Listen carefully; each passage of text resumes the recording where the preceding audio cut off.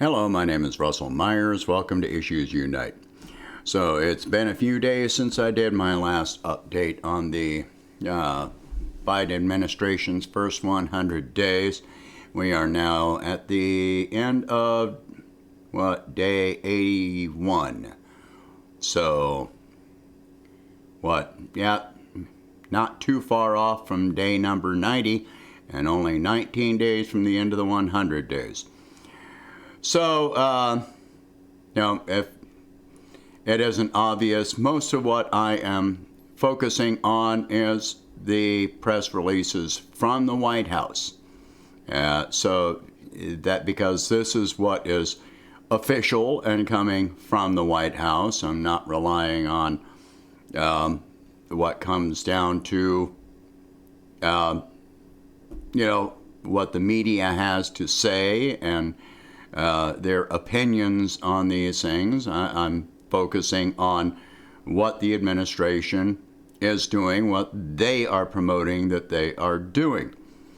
So let's go to some of the latest White House press releases.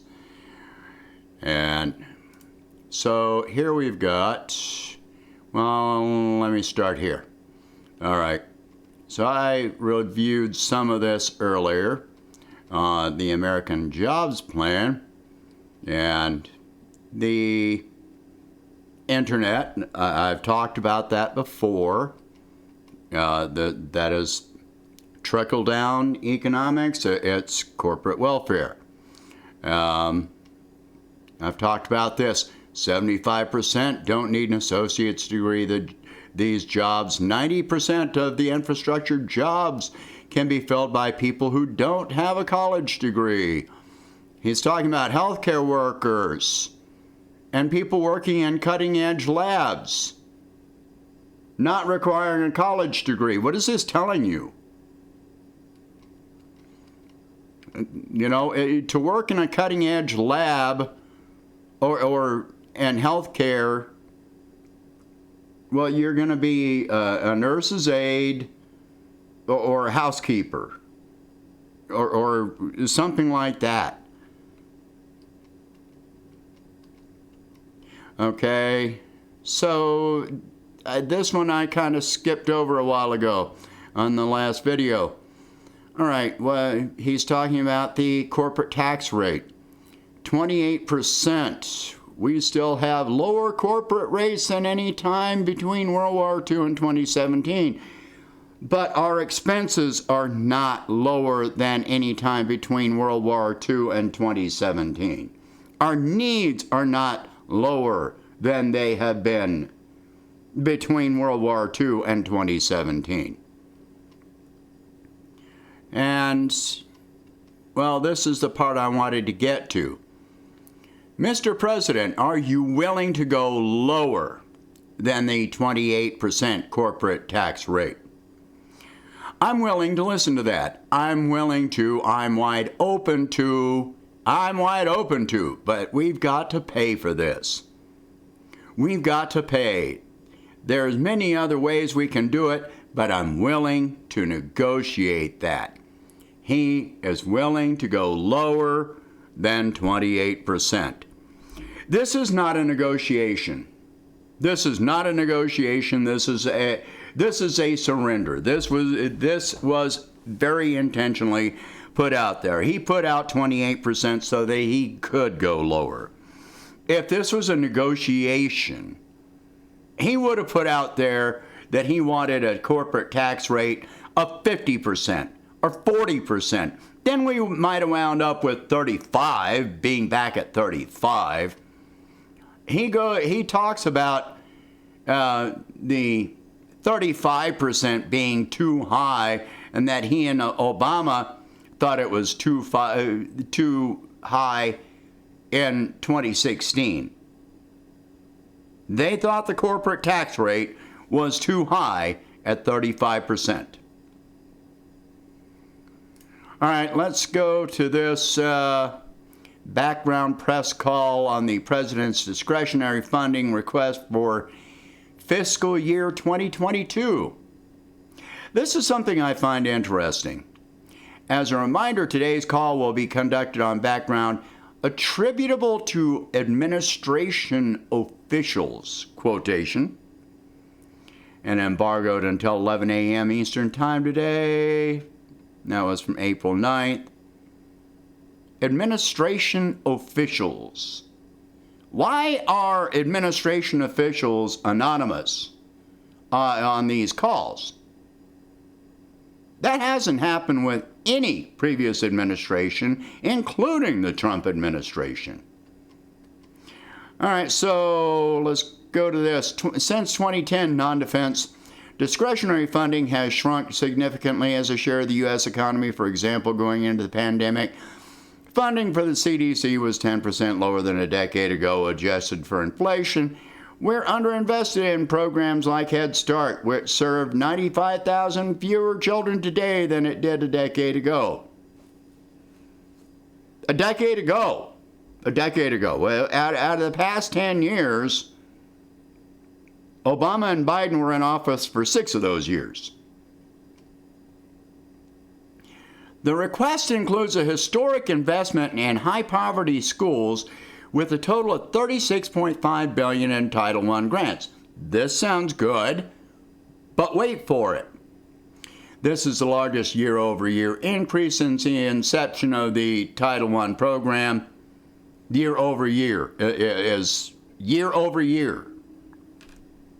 It includes $6.5 billion to launch the Advanced Research Projects Agencies for Health.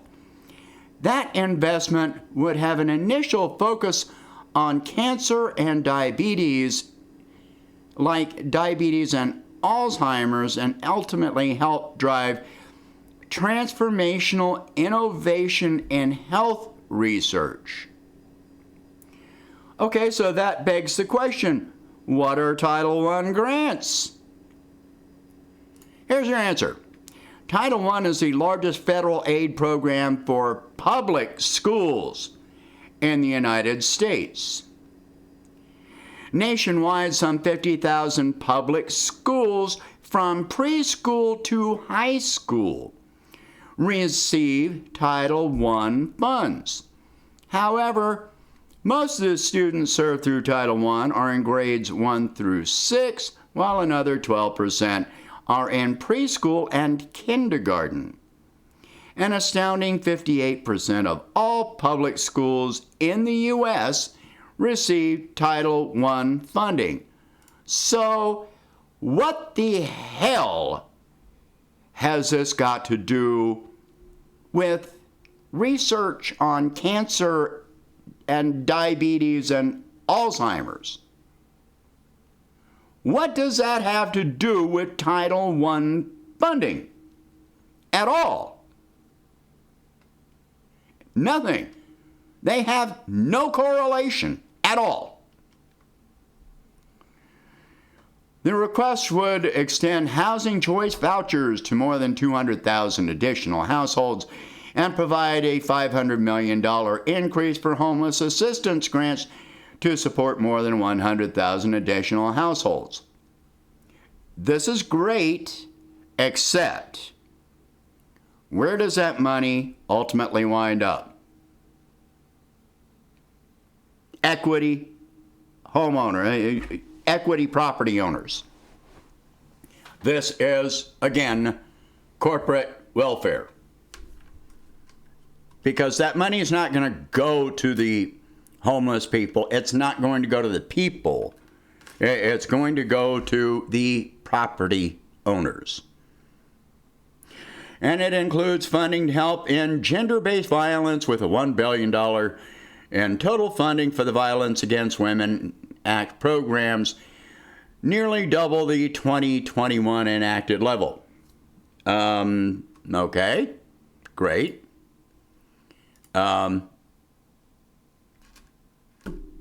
And a lot of that goes toward rape kits. I agree with this, but why not just tell these police departments that they need to spend more money on processing rape kits, make that a federal requirement, instead of handing them more money, that they're going to turn around and, because you know what's going to happen. The money is going to get handed to the police departments and tell them, okay, you need to do this with it. Then they turn around and buy weapons. You know that's what's going to happen. It's just like the tax cuts for corporations. Okay, we're going to give you a tax cut so that you'll create jobs. Here's your tax cut. Jobs? Where are the jobs? Where is the requirement for them to create jobs? This is going to happen the exact same way. They're going to hand the money to police departments and say, okay, we're giving you this money for this. But then they don't do it because there's no requirement, and they get away with not doing it. The discretionary request also provides $753 billion for national defense programs, a 1.7% increase over the fiscal year 2021 enacted level. That is defense spending, $753 billion. Another increase. What happened to that diplomacy? Why do we need more money for weapons if we're engaging in diplomacy? We should need less money for diplomacy. Most Americans support cutting defense spending. Let's see, where did I go down? All right. We certainly hope people can look at the full scope here. The focus will be on investments in non-defense, but also ensuring the Defense Department can continue its strategic goals as we outcompete China and as we ensure that the men and women in uniform have everything that they need. Why do we need more weapons to compete with China on trade? Why? Don't even think about it. Don't try to answer it, because there's, you know what the answer is. That we're not trying to compete with China on trade, on technology. We're not trying to invest with China. We're not trying to compete with China on infrastructure. This is talking about, and the infrastructure plan is talking about an 8 to 10 year or longer plan for improving our infrastructure. What do you think that China and Russia and Europe are just going to just stop spending money on these things while they wait for us to catch up? Oh, wait for us to catch up so we can lead you. You already fell behind. Why would we want you to lead us? Priorities of the White House. The Biden-Harris administration immediate priorities. Kind of funny they waited this long to put that out, but all right. President Biden will build on the Affordable Care Act to meet the health care needs created by the pandemic and reduce health care costs. Remember the ACA? The ACA wound up increasing the cost of health care. Tremendously increased the cost of health care. And make our health care system less complex to navigate. It made it more complicated. And look how many people you know that got screwed over by the ACA. President Biden will take steps to restore America's standing in the world, strengthening U.S. national security workforce, there it is again, rebuilding democratic alliances across the globe. with weapons. Championing America's values. They're not championing America's values and human rights. They're not talking about the values and human rights that the American people put forward as priorities. We could give a shit about the GDP. The average person on the street, even most business people, could give a shit about the GDP. Most of us want to end our wars. We want to spend more money on our own citizens, not strengthen the national security workforce. We don't care about that at all, and in fact, most of us are against that.